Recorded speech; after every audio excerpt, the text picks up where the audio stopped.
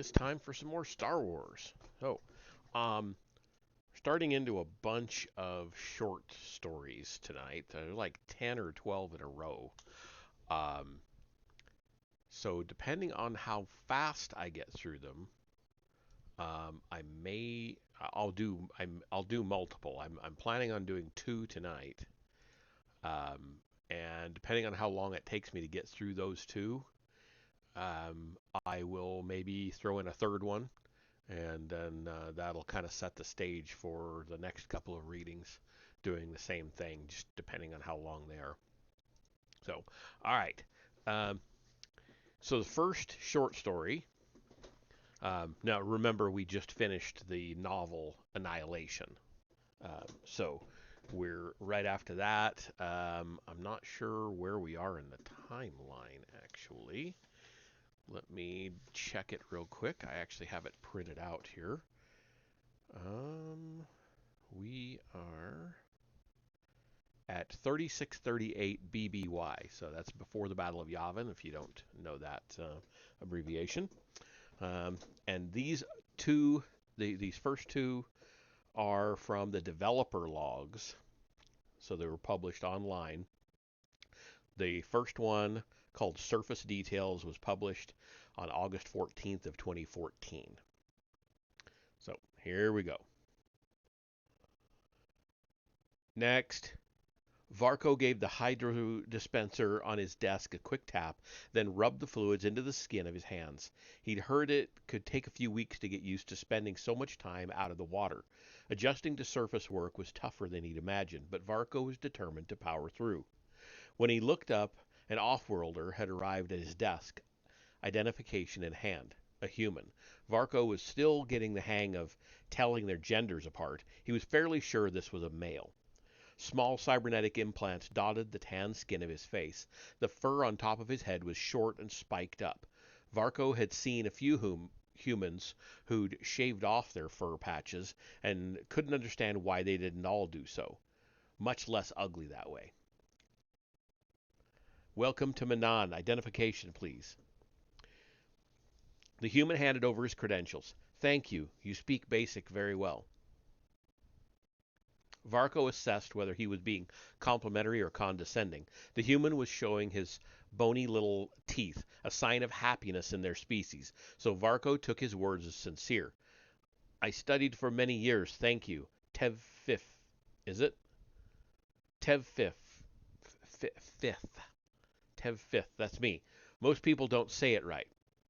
His teeth were showing again. Apparently, this human was easily impressed. You travel often, then? The computer revealed him to be a Republic citizen and listed several other planets he'd visited. I do. My first time here, though. That's probably true for most of your visitors, huh? It is, yes. The Customs Center had opened along with the rest of the Mercantile Plaza, the first surface structure open to off-world visitors in decades. What is the purpose of your visit? Hoping to spend most of my time out on the water, but I guess my boss expects me to do a bit of work, too. When Varco didn't say anything, he continued. I do research, air and water samples, sensor scans, that kind of stuff. For what purpose? Honestly, I didn't read the contract too closely. Think it's for a biotech firm, probably looking to sell their products here. Want to make sure the climate is hospitable. I can get the details if I need a permit or something. Only if you intend to travel more than 200 miles distant or 50 meters depth from this platform. The order doesn't allow off-world visitors beyond that without special clearance. Oh, I think my boss might have put in the request when he got here. Maybe you spoke to him? Big guy, shaved head. The human without fur. Varco knew he'd seen one recently and nodded confirmation as he'd learned humans do. Yes, 2 days ago, one of the largest off-worlders I've met. More teeth. Could you check and see if he put in a request for my permit while he was at it? Varco brought up the records on the computer, found the larger human's image. Yes, he entered a request for 2 permits to allow deep subsurface travel starting tomorrow. Varco paused when he saw the record for the second person. The second permit is for someone else entirely, however. Fifth scrunched his face muscles. Confusion? Huh? Must not have been my boss after all. Don't worry about it. Are you sure? Perhaps the records were entered incorrectly. Varco hid his files, displaying only the larger human's face as he turned the screen toward Fifth. Is that your employer? Fifth looked at the screen only briefly. Nope, I don't work for that guy. Boss must have talked with a different customs agent. Varco nodded again. Yes, that must be it. Would you like to begin your own permit request? The human's head twisted gently, side to side. No, I'm sure if I needed one, my boss would have put in the request himself. I'll just head for my room and get in touch with him from there. Varco handed Fifth's credentials back to him. Have a pleasant stay, Master Fifth. Thanks! Another flash of teeth as he walked away. Varco closed out Fifth's computer file and reached for the hydro dispenser again. Next. The rest of the day passed smoothly. As Varco's shift was about to end, another human arrived at Varco's desk. This one appeared to be female, with even more head fur than the male and paler skin. Welcome to Manan. Identification, please. She did not show her teeth. You don't need to see my identification. Varco agreed enthusiastically. A male pure-blood Sith arrived here 2 days ago. You'd like to tell me where he is? Varco was excited to help. He loaded the file on his computer and told her about everything on record, including the Sith's subsurface travel permit and that of his companion, the large, furless human Varco had mistakenly identified earlier. Thank you. Now that your work is done here, it's time you got home, isn't it? Such a boring and forgettable day, I'm sure. Varco logged out of the computer and got to his feet as she walked away. When he stepped through the door to his apartment, his head suddenly felt strange. He decided he'd just spent too long out of the water, rubbed his head, and changed to go for a swim. Selkath belonged in the water, free to soar among the currents, not spending countless hours sitting behind a desk. By the time he was ready, he found he couldn't recall even one interesting thing happening all day. Such a boring and forgettable day. And that is actually the end of that short story. So we'll find out at some later point what the relevance of it was, I hope. So moving right on into the next one, this is another from the developer logs, published on 8/26 of 2014. And this one is called Wanted, Dead, and Dismantled. Your ambush failed. The droid's voice almost sent Kern out of his seat. He'd been lost in thought, hadn't heard it come in. One more lapse he could blame on getting old. Make that 2 more, if the thing was telling the truth. It got impatient for an answer and continued. 4 dead, 17 injured. Jacaro and C2D4 escaped. Kern didn't look at the droid, didn't need to. The face never changed. Eyes never moved. Just flickered. Adjusted, focused, analyzed, infuriating. He reached for a bottle on the desk instead, topped off his drink, took a long swallow. You didn't even try to help my people out, did you? You said my price was too high. He'd laughed when he'd heard the bid. What kind of droid expects to get paid at all, let alone a small fortune? Pour, swallow, grimace. Your price was too high. You've just lost 21 staff, plenty of wages to reallocate. Blast the thing was a financial planner now. Kern shook his head. How much do you think I paid those people? I'd have to drop 40 of them to hit your fee. If today's unpleasantness should prove anything, it's that you get what you pay for. Kern growled, thought about reaching for the blaster he kept holstered beneath the desk drawer. Something else crossed his mind. His hand went back to the bottle instead. How about that crate of spice I paid for? The bait to lure Jacaro and D4 hadn't been cheap. Droid eyes flickered, adjusted slightly, thinking, processing. The illicit cargo you ordered was delivered on time. What? How? The Wookiee bludgeoned your buyer to death with it. Kern tried not to picture it. Depu had been a good man. They'd been on this hunt together for years. And Jacaro just left it there? As the contract specified, a consummate professional, clearly. Did this thing actually admire the Wookiee, or was it just programmed to be irritating? He's a blasted animal. What about the droid? He do any of the dirty work? Not this time. He's down to just the head now. Kern laughed and set his glass down, a bit harder than intended. He'd probably had too much, but his other hand was already pouring more, so it seemed rude to refuse. You know how long I've been after that pair? When I started, the only thing... Swallow, grunt. The only thing that droid was missing was his conscience.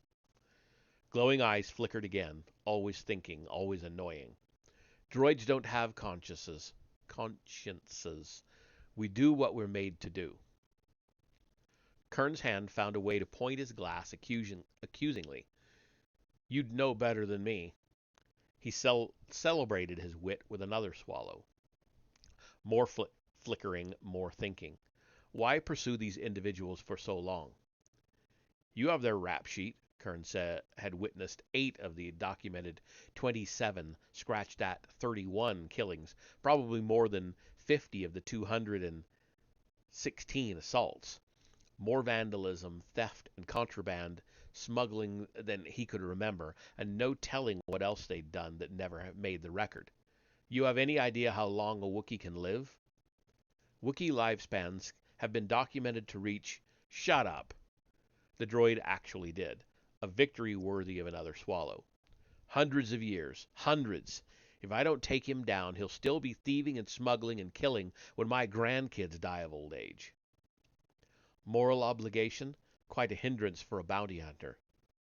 Kern laughed and reached for the bottle again, but only managed to knock it off the opposite end of the desk. It struck the droid's shin, bounced away, and spun into the corner. The glowing eyes didn't move. The great BH-7X. Kern's arms found a suitably dramatic pose. I'm supposed to pay you a fortune to partner up, and you can't even dodge a bottle? Apparently neither can you. I don't think it's a crime to have a drink or two in my office. Kern's slurred words mixed with a chuckle. He tried to finish his drink, realized that his theatricality had flung the contents of his glass across the wall, and laughed even harder. No, that isn't a crime. Kern didn't see the droid's arm move. He only saw the flash of light and found himself suddenly staring at the ceiling. Strange. His ears were ringing, and he smelled something cooking. Funding the purchase and transport of Glitterstim spice is certainly frowned on, though. The reward for your capture and a recorded statement of guilt should at least recoup my travel costs for this wasted venture. Glowing eyes came into view, loomed over him. The ringing noise faded, replaced by the sound of a carbonite pump rumbling into action somewhere in the droid's innards. Limbs refused to move. I'm glad we could do business together after all, Kern. And that is the end of that story.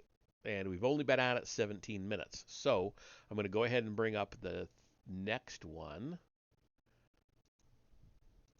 This one is, again, from the developer's logs. This is a bit longer. It's almost twice as long as the other two. It was published on September 4th of 2014, and it's called Remnants. Kaya sprinted through the jungle brush of Rakata Prime, doing her best to ignore the scraping branches and leaves that conspired against her rushed escape. A clearing came into view ahead, but she avoided it. So far, the trees had done a good job of intercepting the weapons thrown at her by the natives who'd killed the rest of her team, and that seemed like a good arrangement to keep up. She found a trunk big enough to hide behind and pressed against it, listening for pursuers.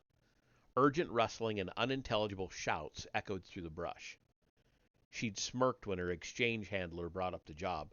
Smuggling antiques? Really? Oh yes, he'd told her, very lucrative and quite a bit safer than spice or weapons. He'd been the first to die, spiked in the back with one of the same cobbled-together spears Kaya could hear clanging against bark in the distance. The ambush came on the third island the team visited, while they were busy searching through a small collection of worn down buildings, crumbling sculptures, and bits of tech that hadn't worked in millennia. Old and useless as it all was, the locals preferred to hang on to it. They looked a bit like Angri, with tall, slender heads and eye stalks protruding to the sides, but their mouths were low slung and capable of some particularly unsettling battle cries. Kaya checked her wrist pad, 300 meters to the ship. She looked ahead, spotted a rocky outcropping, and darted toward it. More shouting echoed toward her, so she pointed one of her blasters backward, fired off a few blind shots in response. The weapon went into its holster as she skidded behind the cover of the rocks, her hand scrambling for one of the proximity charges she'd taken off her team's Clatuinian security chief. Pausing just long enough to activate the charge and plant it on the rock's face, Kaya barreled onward, following the edge of the outcropping as it stretched uphill. Supposedly, these barbarians had ruled a gigantic interstellar empire several thousand years ago back. It wasn't easy to imagine, but the creature's persistence at least kept it in the realm of possibility. The only interesting thing that had happened on Rakata Prime since prehistory was a Republic battle in orbit, and even that was a few hundred years in the past, still ancient in Kaya's mind. People actually care about this junk? She had almost stayed out of the way while the team gathered. She had mostly stayed out of the way while the team gathered up everything small enough to carry. Her job was transportation, not labor. We're getting paid enough to care quite a bit. The Clatuinian didn't like attitude on the job. He'd caught up with her after the initial attack, then collapsed at her feet, succumbing to more wounds than she'd had time to count. As Kaya approached the top of the hill, she wondered if he'd been fed the same line about Rakata Prime being an easy run.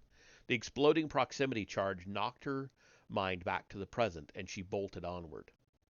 Another clearing. She almost stopped, but then she spotted the glint of sunlight off of her ship's engines in the distance, and nothing else mattered. Ignoring her previous thoughts on the defensive qualities of jungle foliage, she ran straight toward the boarding ramp, pulling out her comlink on the way. Dom, I need you to cover me. Fire up the weapons, now. 100 meters. Are you being pursued, Master? The droid's voice didn't show an overwhelming amount of concern. Dom! 70 meters. The ship's engines powered up, and it rose gently into the air, turning to face Kaya at what seemed like a glacial pace. 50 meters. I think it would be best for you to drop to the ground, Master. Kaya dove forward, skidding to a stop on the grass with a pained grunt and wrapping her arms over her head. Cannons roared to life above her, shaking the ground over and over as Dom strafed the clearing and the jungle beyond. She closed her eyes tight, shut out everything, focused on breathing. It felt like there wasn't enough air on the entire planet for her to catch her breath, but she kept trying for what seemed like hours. Master? Kaya opened her eyes again. Dom was standing over her, one of his knobby metallic hands extended to help her up. An inferno raged through the jungle she'd just fled, its oily black smoke gushing upward like a geyser. We'd better go. Once the ship broke orbit, Kaya stepped out of the cockpit to check their cargo. 2 medium crates, filled to the brim with useless old junk from their first 2 stops. Probably 90 kilos total, and 6 people dead to get it. To the exchange. Their lives were worth about 15 kilos of rubbish each. The high-pitched alarm rang. The high-pitched alarm ring of the long-range sensors brought Kaya back to the cockpit. A Republic corvette had just exited hyperspace, and it was burning toward them at full speed. The entire system is a Republic no-fly zone.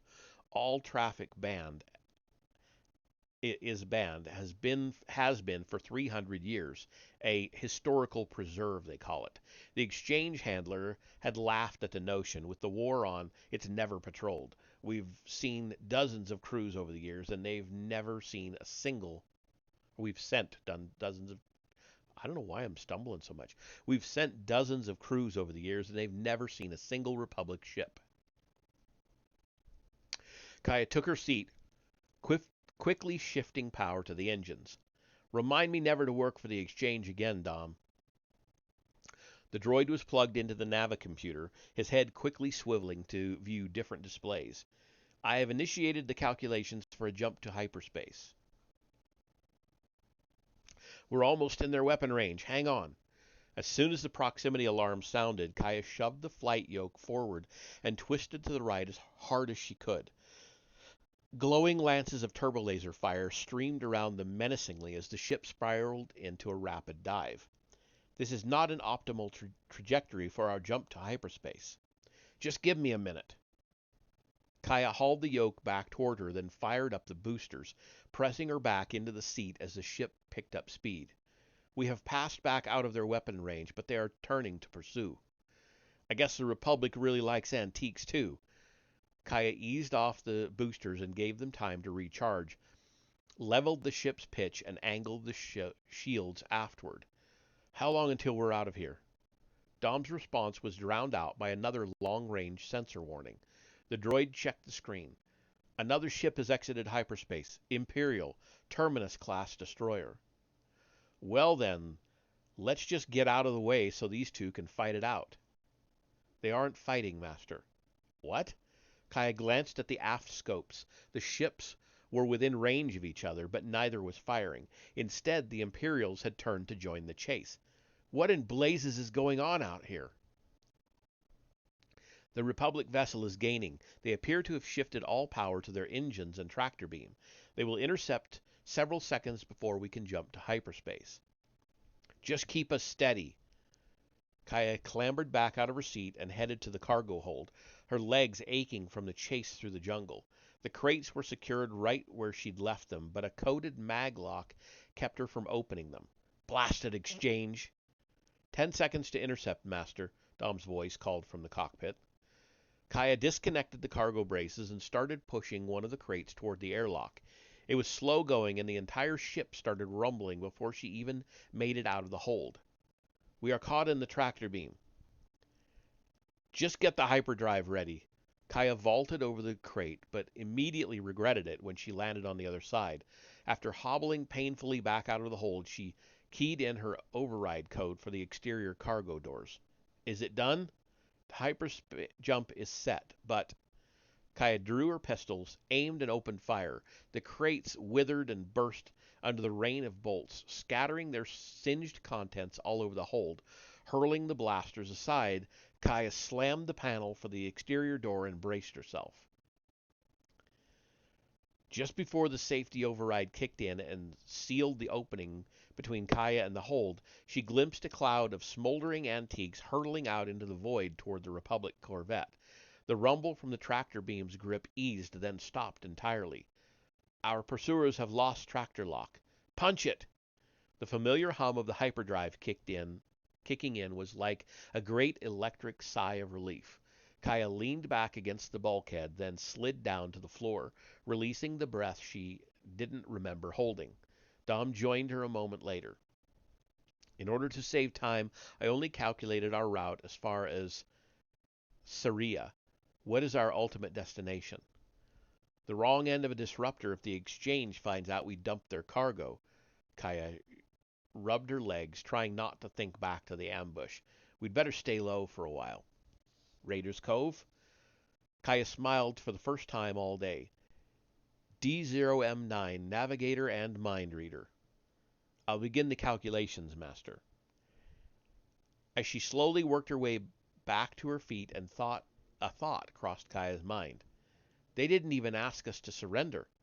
Master, a normal patrol would talk first, try to get us to power down. They just started shooting as soon as they got the chance. Dom gave his best approximation of a human shrug. Barbarians don't always carry spears, Master. An array of gruesome images did their best to pull Kaya's mind back to the surface of the planet. There are still plenty who do, she replied morosely. As the pair made their way to the cockpit to plan the long route ahead, Kaya wondered just how far she'd have to go to truly escape. And that is the end of the third short story for the night.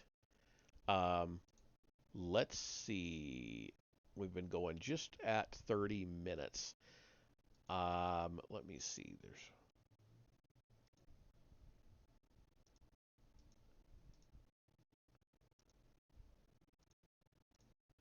Yeah, we've got,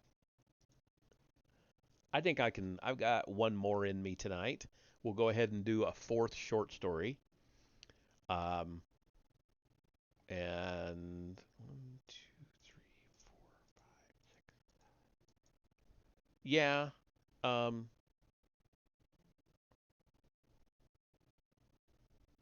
is that what I want to do?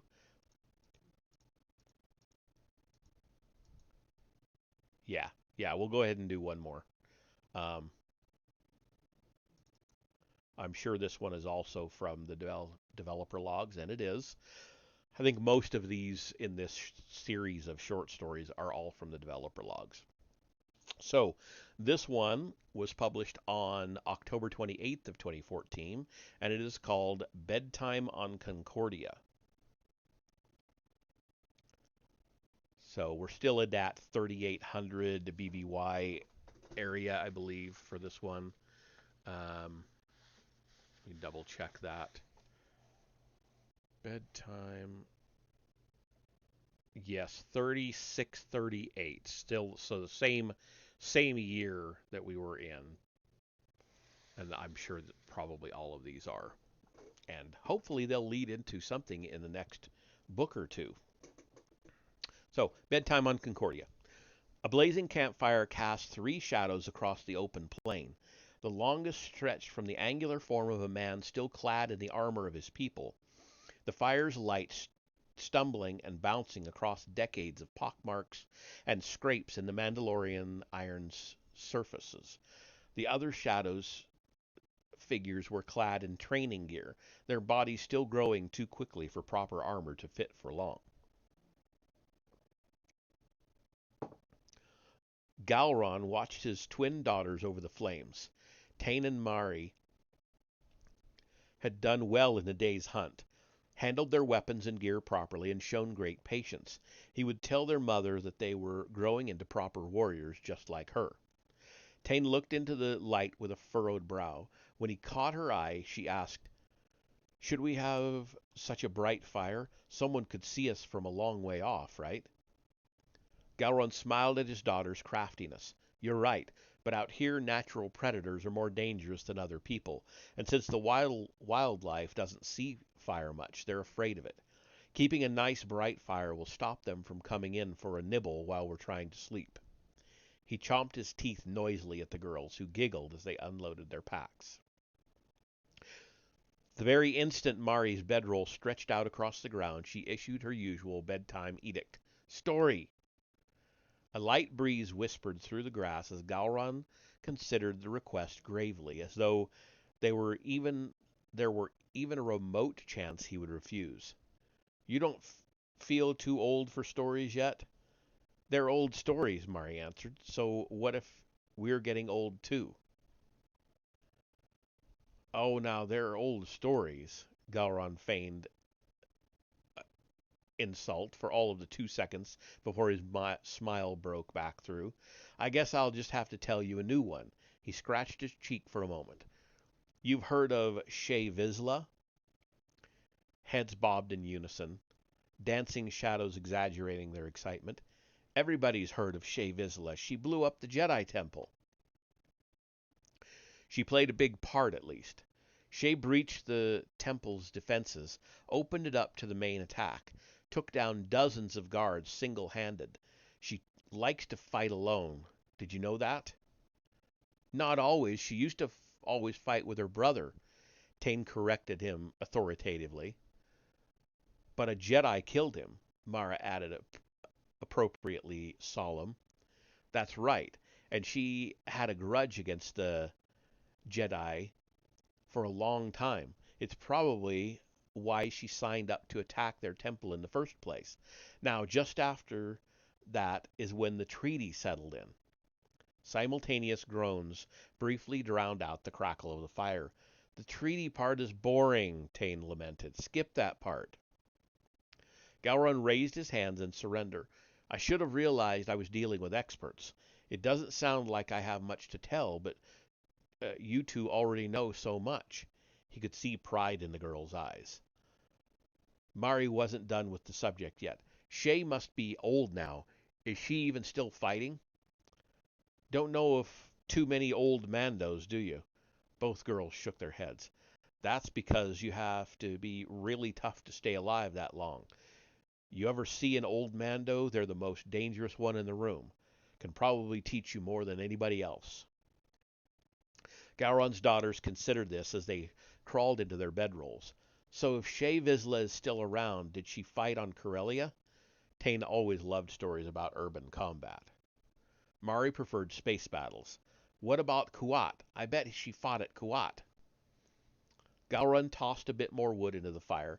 As far as I've heard, she wasn't she hasn't been in any battles for years. She's off the grid, her and her whole clan. If anybody knows where they went, they aren't saying. This answer was so unacceptable that the girls all but launched back to their feet. But the war's back on again. There's fighting everywhere. Why wouldn't she come back for that?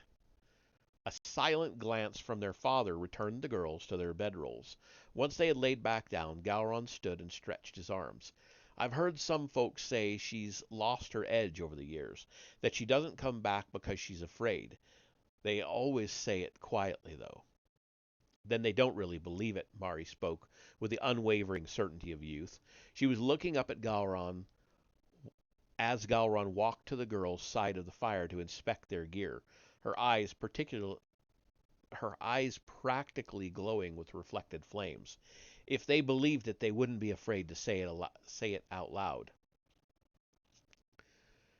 Shay would come back and burn them up if she heard that, Tane agreed enthusiastically, aiming her fist skyward and mimicking the whoosh of a flamethrower for emphasis. In Gowron's mind, the construction list for her armor gained one more item. Satisfied that his daughters had placed their equipment and weapons within arm's reach, Gowron returned to his seat. I think you're right. I think she's just waiting. This drew a hush from his audience. Waiting for what? Tane asked. A real challenge. Both girls turned, their expressions demanding an explanation. I've never heard of anyone alive who's seen more battles than Shay Vizsla, and she's always come out in one piece. Maybe they just aren't enough for her anymore. But this is the biggest war ever. If that's not a big enough challenge, what is? Mari asked, incredulous. I can't even imagine. Eventually the girls settled for a story about Mandalore the Conqueror. It seemed impossible that they hadn't heard it before. Gowron suspected they were humoring him, growing up fast. Tane was snoring softly now, but Mari was restless. Her rustling was barely audible over the sound of more fresh logs snapping in the flames. Do you need something? Mari's voice was soft. Can I borrow your bicy? I'm not sure what that is. Gowron's helmet was perched on top of his pack. He picked it up and stepped around the fire to his daughter's side. What is it that's threatening my girl's head? Hawkbats? Orbital bombing? No, I just heard that warriors have to sleep in their helmets sometimes. I want to practice. Orange light danced across the visor as Gowron slid the helmet gently over Mari's head. It made a soft clank when she rested her head back on the ground. You're not looking for a big challenge, are you? Her voice sounded strange, echoing out the bottom of the too large helmet. I've already got two, Gowron smiled at his reflection in the visor. Mari's hand reached out and squeezed his. Good night. Good night. Gowron returned to his place, selecting a stout branch from the woodpile before sitting down. He drew a knife from behind his shin plate and began carving. He wouldn't be getting much sleep, but his daughters would each have a new practice sword by sunrise. And that is the end of our fourth short story for the night. And I think I am going to go ahead and call it there. That leaves like 7 more short stories before we get into um, another novel. And they're all really short. They're like what we've read tonight. So, no, there's a couple longer ones in there. I'm glad I decided to stop here. Yeah, so I'm not going to be able to get through as many of those in a reading. So, anyway, I will see you all in the next one. You all have a good night. And um, reminder, I will not be reading on Friday. I will not be home. So, the next reading will be Tuesday. Have a good night.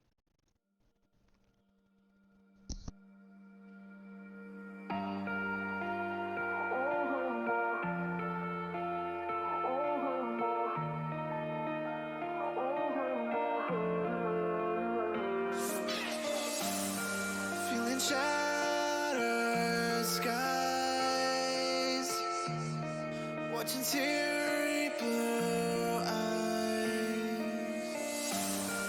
wonder where I might find some peace of mind. Not lights like I've had, but more sophisticated into love relations. Now disassembling my own heart, 'cause my mind's a million places. I'm giving up. So it's in my head. So tell me it's not happening. Tell me it's not happening. Surrender myself. I feel the world collapsing, but it's